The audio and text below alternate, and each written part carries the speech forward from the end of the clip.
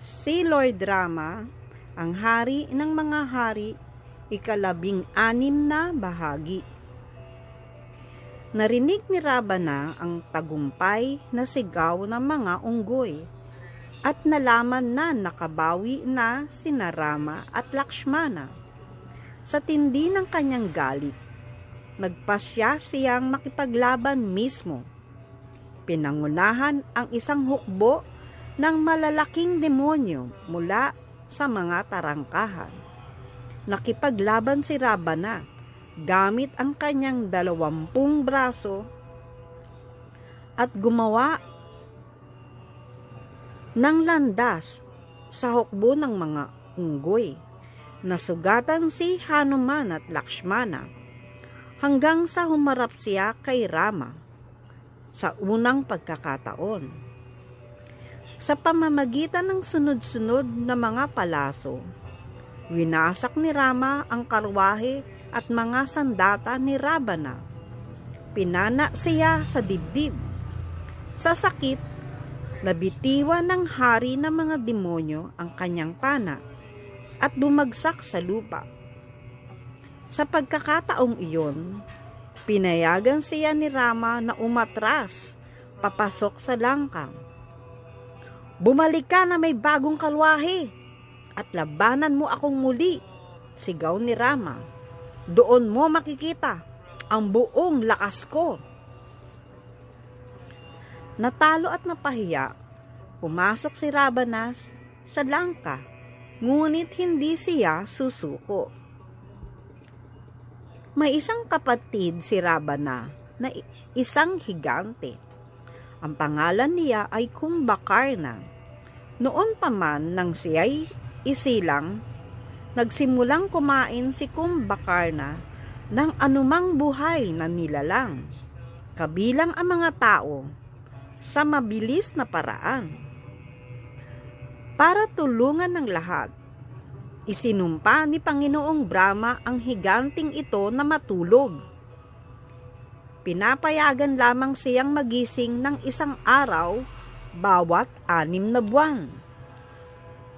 Nang panahon ng digmaan kay Rama, natutulog si Kumbhakarna at hindi pa oras para siya'y magising.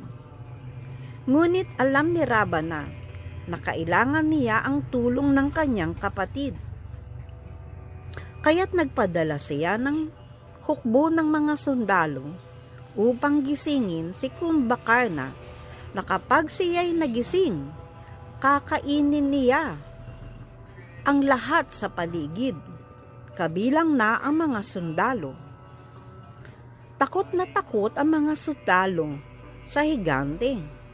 Ngunit dahil wala silang magawa, nagsimula silang subukang gisingin ito. Pinalo nila ang mga tambol at tinusok ang natutulog na higante gamit ang mga sibat. Dinala rin ang mga hayop upang gisingin siya. Nang tuluyang magising si Kumbhakarna, galit na galit siya. Agad niyang dinampot ang maraming sundalo at mga hayop at sinimulang kainin ang mga ito. Ang dugo ay mabilis na kumalat sa kanyang bibig, dibdib at mga braso. Pumunta si Kumbhakarna sa kanyang kapatid at tinanong kung bakit siya'y ginising ng maaga. Nang ipaalam sa kanya ang tungkol sa digmaan kay Rama, sinubukan niyang kumbinsihin si Ravana na tapusin na ito sa pamamagitan ng pagpapalaya kay Sita.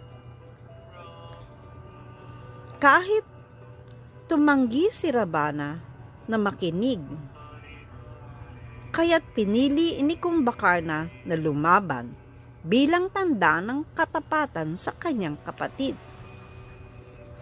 Si Kumbhakarna ay uminom ng marami at dahil sa amoy ng dugo, nagwala siya at naglakad papunta sa labanan.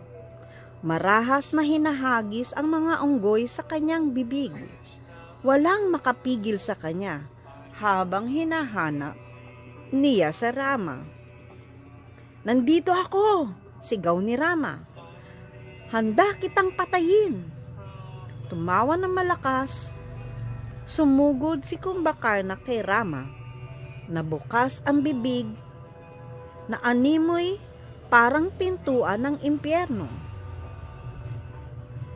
Kumuha si Rama ng gintong palaso na may mga diamanting nakabalot at pinakawalan ito sa ere.